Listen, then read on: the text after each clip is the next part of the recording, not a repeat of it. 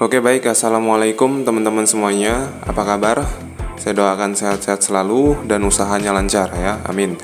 Pada video kali ini saya mau kasih tutorial ya teman-teman. Jadi sebelum masuk ke tutorial, ini lebih ke introduction pertama kali yang apa yang harus disiapkan ya teman-teman.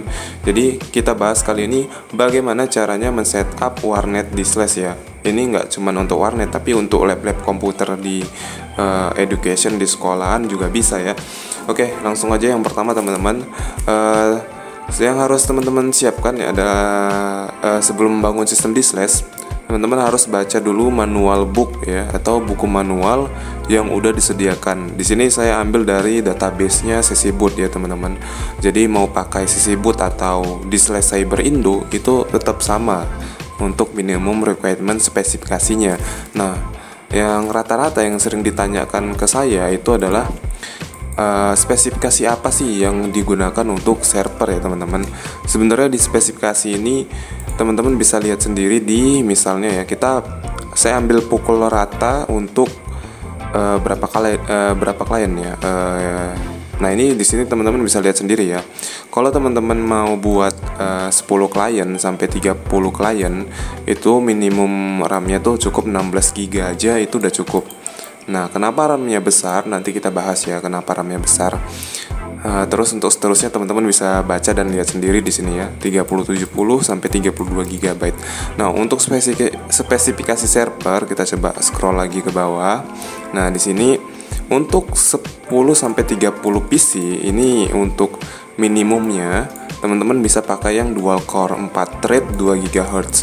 Ini adalah CPU kelas bawah teman-teman. Jadi sebenarnya di sistem di Slash itu CPU itu nggak terlalu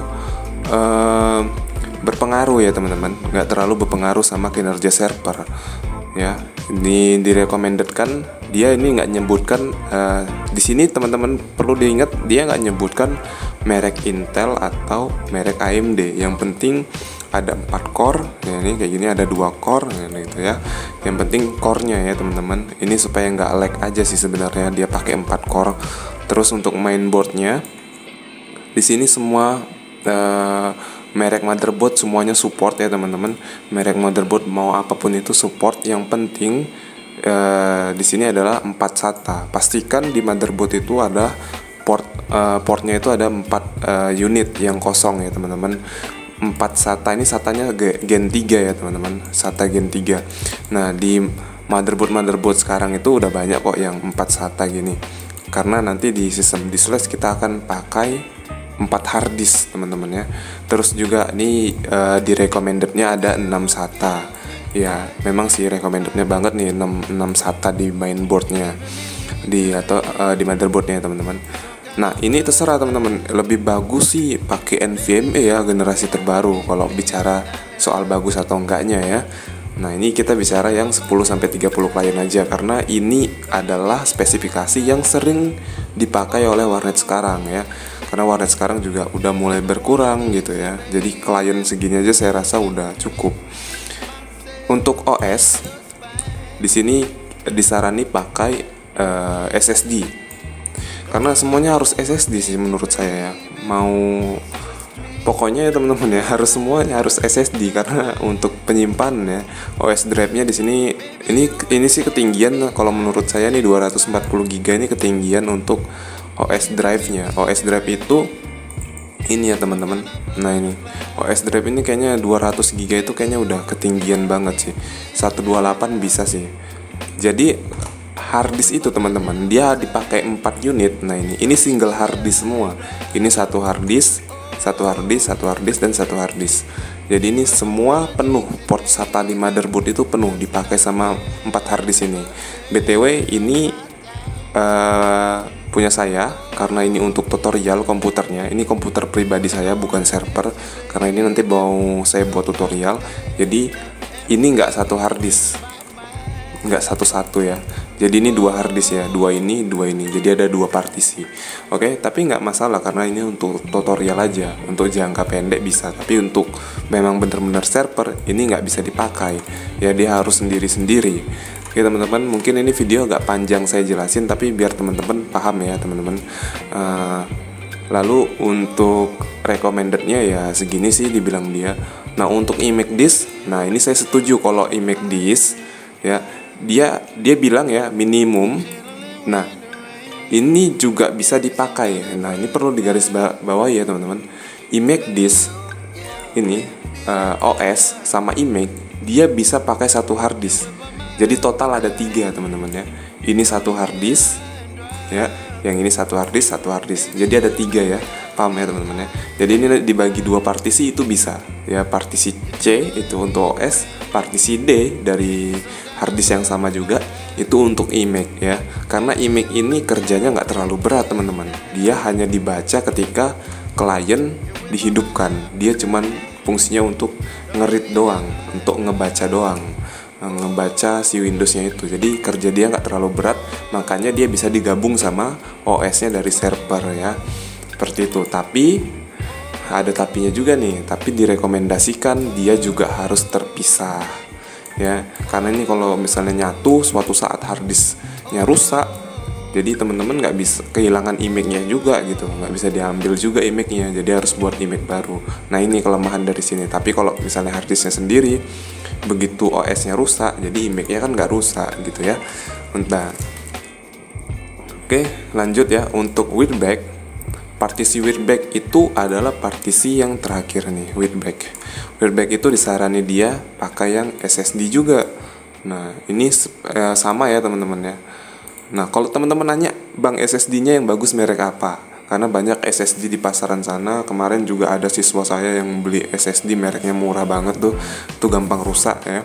Yang saya nggak sebutin mereknya, tapi kalau memang mau benar-benar buat server untuk disk flash, pilihnya yang SSD Samsung Evo ya, Samsung Evo. Karena itu udah banyak dipakai oleh teman-teman warnet. Samsung Evo, teman-teman bisa beli yang SATA 3 ya, ini kayak gini Samsung Evo, atau yang M.2 ini generasi yang baru sih. NVMe M.2 ini lebih kenceng di atasnya SSD. Ini bagus untuk readback sama untuk game disk kalau menurut saya, kalau teman-teman beli ini. Tapi kalau cuman untuk SSD aja sebenarnya udah cukup.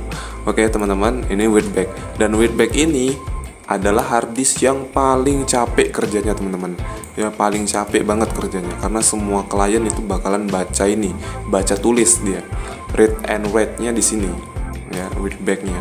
Jadi semua aktivitas klien itu dipakai di sini teman-teman, di readback itu nanti bakalan lelah harddisknya. Dan yang paling sering rusak adalah harddisk readback, kalau nggak readback harddisk game, karena ini adalah kedua harddisk yang paling sering dibaca oleh si kliennya. Jadi kerjanya memang benar-benar capek gitu ya.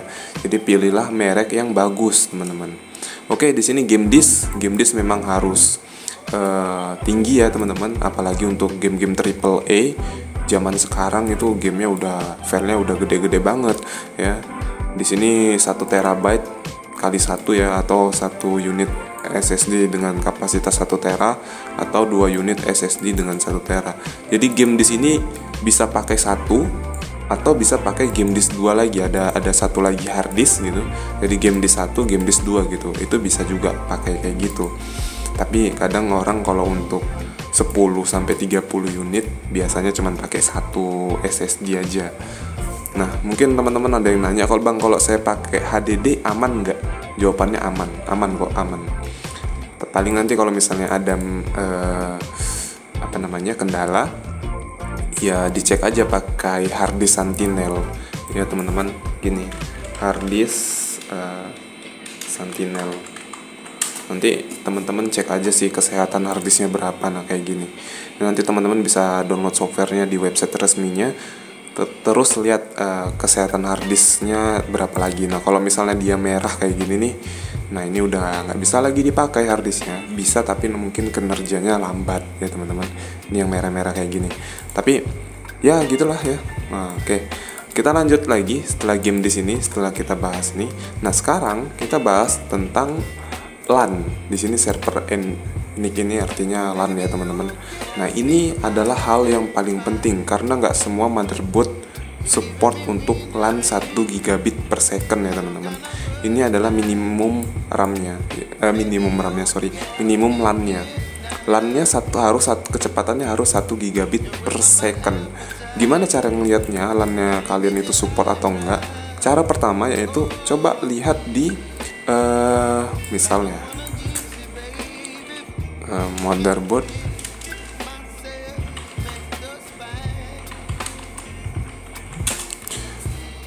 Bisa lihat di kotak dari motherboardnya. Mungkin nanti ada tulisan Ethernet gigabit ya, kayak gini misalnya. Untuk spesifikasi dari motherboard kalian bisa lihat aja di website resminya, misalnya mereknya Asus Gigabit atau yang apa gitu. Lihat spesifikasinya apakah dia mendukung Ethernet sampai 1 gigabit. Rata-rata motherboard sekarang itu udah mendukung soal ini ya.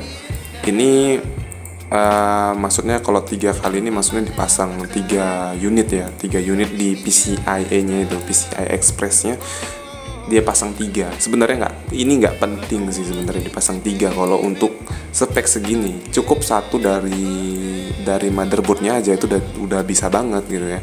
Jadi gini teman-teman ya.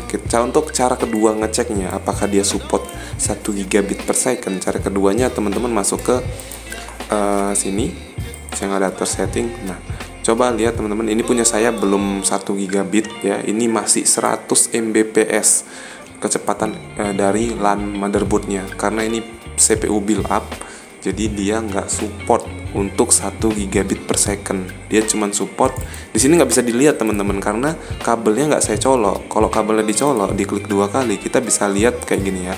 Ini misalnya wifi ini kan udah terkoneksi. Kalau diklik 2 kali, nah dia muncul kayak gini, tampilan pop up kayak gini dengan katanya speednya di sini. Perhatikan yang perlu dibaca adalah speed. Speednya di sini hanya 50 Mbps. Sedangkan yang kita butuhkan untuk di slash itu 1 Gbps, 1 gigabit per second. Nah, nanti teman-teman kalau misalnya Ethernet teman-teman ini terhubung atau kecolok ke dalam jaringan, ke dalam switch atau ke dalam komputer atau ke dalam TP-Link, macam-macam lah. Pokoknya ini kabelnya connect, klik aja 2 kali.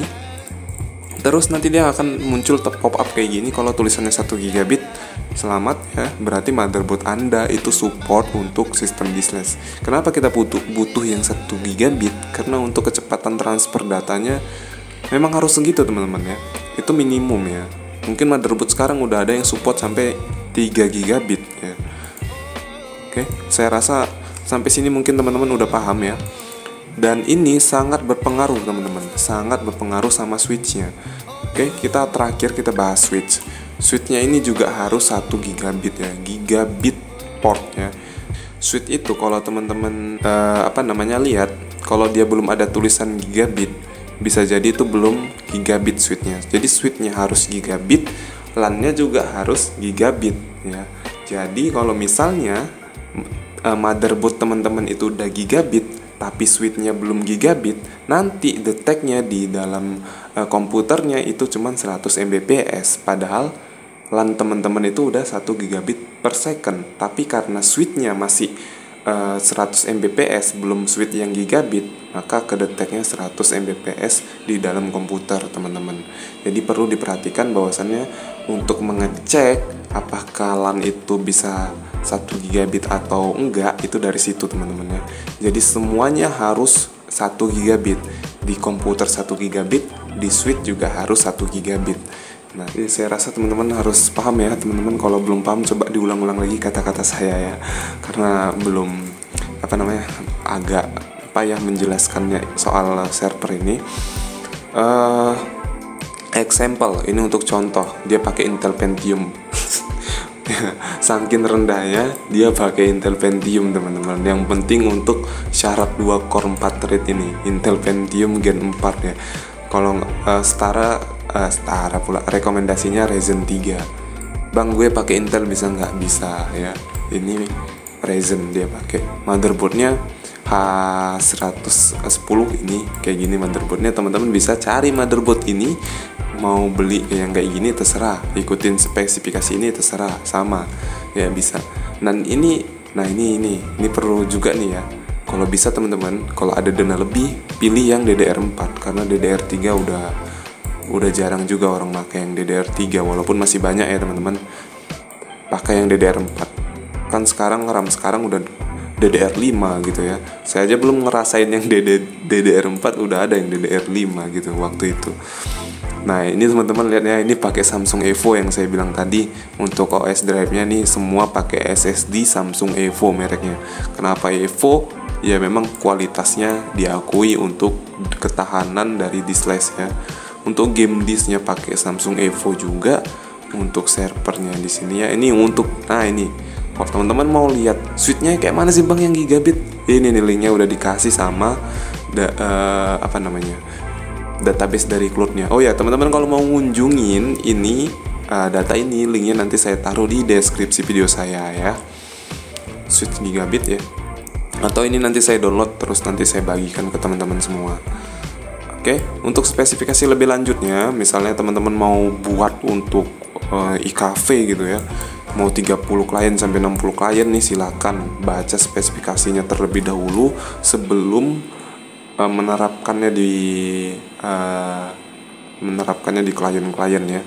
Jadi baca dulu. Nah, ini ada yang 100 sampai 200. Tapi kalau menurut saya yang 100 sampai 200 klien ini kayaknya harus 2 server sih. Karena kalau sendiri-sendiri juga berat pasti kerjanya. Karena kalau satu server mati, gawat, 100 klien mati semua ya teman-teman. Oke, nah kita bahas server selesai. Saya rasa selesai ya, cukup harus paham ya teman-teman. Ya teman-teman, kesimpulannya adalah CPU itu terserah, yang penting dia dual core minimal ya, dual core 4 thread. Kemudian untuk RAM-nya itu 16 GB yang seperti disebutkan di sini, 16 GB itu minimal, kalau lebih tinggi lebih bagus ya teman-teman. Itu untuk RAM, terus itu untuk hard disk. Untuk motherboard dulu ya, untuk motherboard yang penting motherboard itu support LAN 1 GB dan juga ada 4 port SATA teman-teman ya, atau 6 port SATA lebih bagus. Kemudian yang keempat yaitu adalah switchnya harus juga support gigabit ya teman-teman. Misalnya gini, bang, pengaruh nggak LAN Cat 5 sama Cat 6? Itu nggak pengaruh ya teman-teman. Mau LAN-nya Cat 4, Cat 5, Cat 6 nggak pengaruh. Kalau yang pakai lebih bagus ya bagus gitu. Kalau mau pakai kabel yang lebih bagus ya nggak masalah. Pakai kabel yang biasa-biasa aja juga nggak masalah. Itu nggak mengaruhi kecepatan dari gigabitnya, sama aja sih. Asal jangan terlalu jauh kali ya, karena jarak kabel itu kan 100 meter.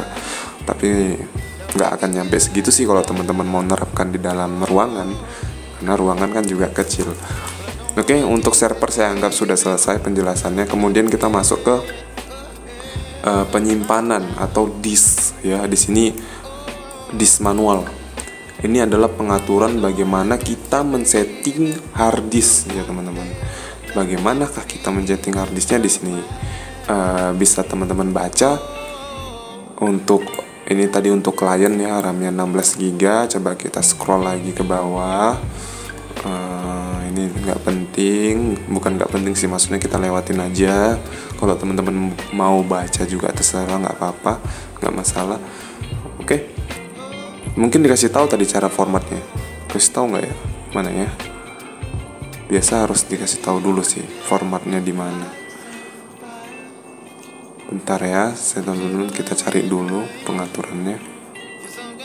Ada nggak di sini cara format hard disknya? Saya rasa di sini terlalu ribet teman-teman ya. Jadi saya langsung kasih tahu aja bagaimana cara pengaturan di sini. Nggak usah baca manual booknya, nanti makin pening. Yang penting teman-teman coba perhatikan ya. Di sini ada 4, 1, 2, 3, 4. Untuk OS itu tidak perlu dikotak-katik lagi karena udah terinstall. Jadi ini untuk sistem nggak usah diapa-apakan. Yang penting teman-teman jangan sampai kena virus atau malware di dalam sistem ini, karena banyak kejadian server-server warnet akibat sering colok flash disk entah dari mana-mana atau sering download file dari mana-mana, jadinya kena virus dan itu ganggu banget ke klien. Dia bisa nyebar juga sampai ke klien ya, itu bahaya. Nah, yang perlu diperhatikan untuk pengaturan disknya adalah sistem formatnya teman-teman ya. Sistem formatnya itu gimana bang? Jadi semua partisi ini harus kosong terlebih dahulu tanpa data. Kemudian teman-teman harus format satu persatu. Misalnya contohnya ini Witback ya. Witback ini harus diformat. Cara formatnya klik kanan, pilih format. Lalu teman-teman dalam peraturan di slash ini kalian harus pilih yang di bagian allocation unit size-nya ini harus dipilih ke bagian nih 32 kilobyte. Nah, pembacaannya harus 32 kilobyte ini supaya optimal gitu pembacaannya. Lalu pilih start untuk memformat. Ini nggak saya format karena data saya masih ada. Ya, ini harus diformat dengan cluster size 32 kilobyte. Yang ini juga sama, ini juga sama. Tapi yang ini nggak usah lagi dibuat cluster size karena nggak mungkin kalian format untuk sistem. Oke. Untuk pengaturan disknya saya rasa cukup ya teman-teman ya. Ada lagi nggak ya yang perlu saya sampaikan ke teman-teman semua?